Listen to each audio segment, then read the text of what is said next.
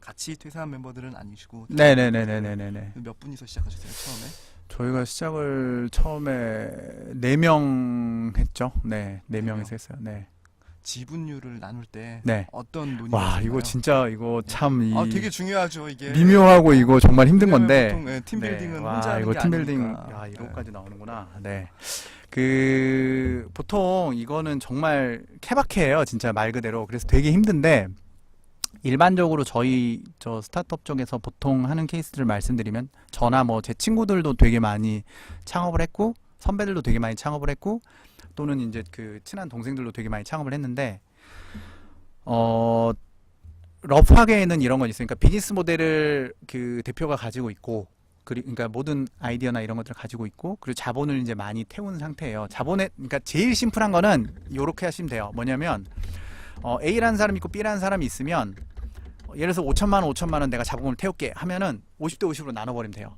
대신에 뭐 아이템도 없는 상태고, 그때부터 이제 같이 모여서 고민하고 막 이러는 것만 그렇게 하면 되는데, 만약에 그러니까 네네. 최평국 회사님이 아이디어를 다 가지고 있어. 네, 그렇죠. 만약에 자본을 뭐 90%를 태웠어. 그럼 저는 이제 10%를 태웠다. 그러면 그렇죠. 그럼 이제 보통 여기서 이제 협상이 좀 이제 나와야 되는 거죠. 뭐 네. 제가 10% 했다고 해서 10%를 네. 받을 수도 있고 네. 또는 하는데, 이게 일반적으로 그냥 제가 이제 이게 케이스가 너무 다양해서 말씀을 못 드리고 그냥 일반적인 케이스를 말씀드릴게요. 자본금을 보통 조금하고, 그러니까 자본금을 뭐 한 1, 2천 정도 해서 법인을 만들고, 그 자본금의 의미가 그렇게 크지는 않고, 그리고 이제 아이디어가 전부 다 대표이사 네. 아이디어고, 네.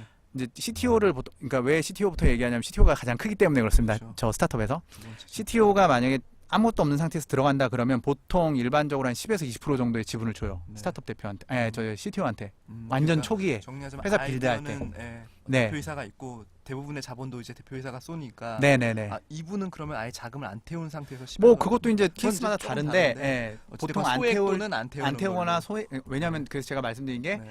자본금이 1,000만 그렇죠. 원이나 이미 2천 낮기 낮기 때문에, 때문에 그 의미가 금액의 없어요. 뭐 비율은 10% 해봐야 뭐 사실- 100만 원, 200만 원 때문에 의미가 그렇죠. 없고. 네. 어. 그래서 그럴 때는 한 10에서 20% 정도를 주고, 네.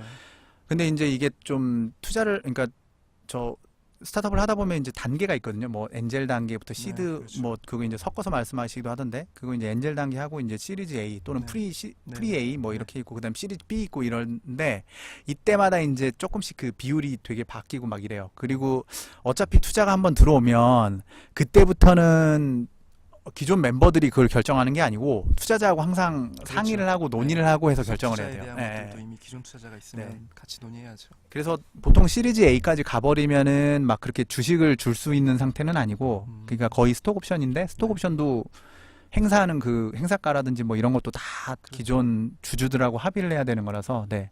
VC들이 보통 결정을 거의 해주시죠. 네. 그럼 네 분이서 하셨다고요? 처음에 네네네네네. 창업을? 네. 그럼 네 분은 다 우선 지분이 있으신 거네요? 지금 있었는데, 퇴사를 했죠. 네. 그래요? 한 명 빼고, 네. 그러면 퇴사 2명이 스타트업 퇴사하셨죠. 입장에서 비상장 회사인데 중간에 퇴사하면 지분은 어떻게 처리하세요?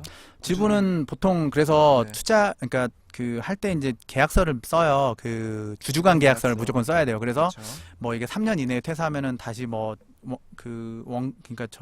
액면가대로 다시 산다든지, 또는 뭐 이 중간에 베스팅을 걸어서 뭐 1년, 2년 사이에는 뭐 몇 프로 뭐 이런 식으로 걸어요. 근데 왜 이게 꼭 해야 되냐면, 왜 보통 스타트업이 생각할 때는 되게 금방 잘 될 것 같고 막 이러잖아요. 근데 네. 절대 그렇지 않아요. 세상에 그런 게 있다 그러면 모든 사람이 다 스타트업이에요. 네, 그렇지 않기 때문에 저는 이런 사람도 많이 봤는데, 그러니까 여기에 지분 한 3% 있고 여기도 3% 있고 막 이런 거를 막기 위해서 그렇거든요. 엄청 그게 뿌려놓는 거, 뿌려놓는 문어발 거 식으로. 때문에. 근데 그게 사실 그러다 하나 터지면은 이제 이득 그렇죠. 보는 건데, 사실 이거를 투자자들도 절대 금지를 시켜요. 그래서 투자자들이 보통 이렇게 투자 들어올 때 만약에 지분 구조가 좀 이상하다 그러면은 이거 지분 정리해, 또는 뭐 이런 식으로 많이 해요. 그래서 뭐 그렇게 보통 구주 매입이라고 하는데, 그걸 매입을 하거나 또는 이제 뭐 중간에 나간다 그러면 그 계약서 기침 중에? 써진 것대로 이제 네. 하면 될 것 같아요. 네. 그러면 사실 투자를 받은 이유는 그 구주에 대한 정리나 뭐 그 모든 어쩌면 주주간들의 어떤 논의나 뭐 네. 매도나 후속 투자나 이런 것들은 다 상의를 한다고 보시면 되나요? 다 상의를 한다고 보시면 될 것 같아요. 네. 투자 받으셨잖아요. 네, 받았습니다. 네. 투자 받은 얘기도 좀 뭐 말 나온 김에. 아, 네. 왜냐면 이게 많이들 궁금해하거든요. 항상 어, 스타트업은 지금 그쵸. 대표님처럼 초기에 자기 자본 태워서 3F 뭐 거기 그 그쵸. 사람들 네, 네. 가족 친구 바보 이런 사람들한테 받아가지고 운영하다가 투자를 받고 싶어하는 사람이 다 이제 엄청 많잖아요. 이제 그쵸. 생각해보니까. 네. 어떻게 하셨습니까? 어, 네, 살아있는 경험기. 네, 살아있는 경험기를 말씀드리면, 저도 이제 정말 고생을 많이 했어요. 그러니까 고생을 많이 한 게, 얼굴인데? 약간 귀공자 스타일인데. 아, 전혀, 아유, 지금- 그건 아닙니다. 전혀 그렇진 않고요. 네, 정말 저희가 고생을 많이 했고, 그러니까 자기 자본 저희 6천으로 시작했습니다.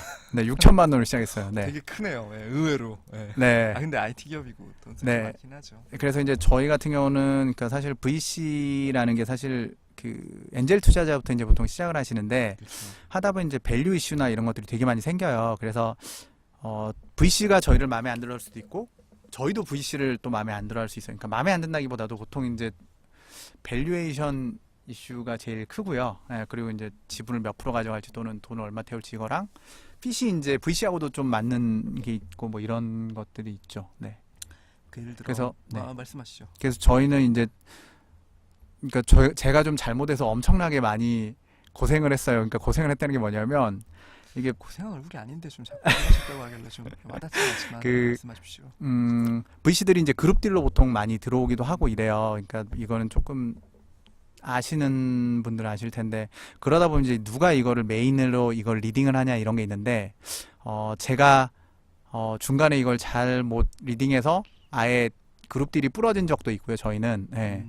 그리고 밸류가 너무 좀 안 맞아서 정말 투자를 받고 싶었는데 그분들한테 저희가 이제 못 받은 케이스도 있고요. 그러니까 밸류가 거기서 투자할 사이즈가 저희가 아니라서 네, 그런 적도 있고 네. 그리고 이제 저희가 커머스를 하다 보니까 커머스는 사실 스타트업에서 한다 그러면 보통 다들 반대하세요. 왜냐하면 그 소셜 3사가 한번 해서 그쵸, 이미 네, 좀 거의 크게 VC들 사이드에서는 이거는 더 이상 왜 이걸 하려고 그러니? 뭐 이런 얘기도 많이 하시고, 예, 이 인력 가지고 다른 걸 하지, 뭐 이런 것도 많이 하셔서, 네. 근데 사실 제 생각은 이래요. 그러니까 뭐, 그러니까 제가 딴 건 몰라도 꿈은 좀 커서, 그러니까 뭐 그냥 100억짜리 회사 하려고 사실 스타트업 한 건 아닌 것 같고, 홍수님 반갑습니다. 그 뭔가를 큰 거를 해서 좋은 기업을 만들고 이제 좀 뭔가 그러니까 좋은 서비스들을 소비자들한테 많이 제공해주고 싶은데 그 지금까지 성공된 큰 유니콘들이나 크게 된 회사들은 보면은 전부 다 레드오션 시장에서 그거를 들어간 거거든요. 그러니까 다른 방식으로 이제 들어가거나 또는 뭐 그냥 레드오션에 대놓고 들어가기도 하고 뭐 이런 것들로 해서 사실 큰 거지. 그러니까 생각을 해보시면 왜 제가 말씀드리냐면 돈이 되는 곳은 무조건 레드오션이라고 보시면 돼요. 그렇죠. 네. 블루오션이 사실 경영학 시간에도 좀 많이 하긴 하시는데 블루오션이라는 게 사실 돈이 안 되니까 안 들어가거든요. 또는 진짜 블루오션은 진짜 정말 하이테크라서 정말 이건 아무도 안 해본 거야. 이런 거는 블루오션이죠. 근데 이런 곳은 기본적으로 대기업들도 다 들어가려고 해요. 예, 그래서 네. 돈 되는 거는 저는 무조건 레드오션이라고 보고 거기서 그럼 어떻게 더 효율적으로 잘할지를 고민하는 게 맞다라고 저는 개인적으로 생각을 해요. 예. 그래서 저는 그렇게 한 거고. 그러면 네. 쿠팡을 이길 비결은 원프라이스가 쿠팡을 이긴다. 어, 한 3년 내로 가능하죠. 3년 내는 가능할까요? 저 솔직히 말해서 네, 쿠팡하고도 좀 인연이 깊은데 네. 쿠팡도 되게 좋고 네, 좋은 회사고 네, 괜찮습니다. 네. 그래서 근데 이기도록 저희는 노력은 해야죠. 네.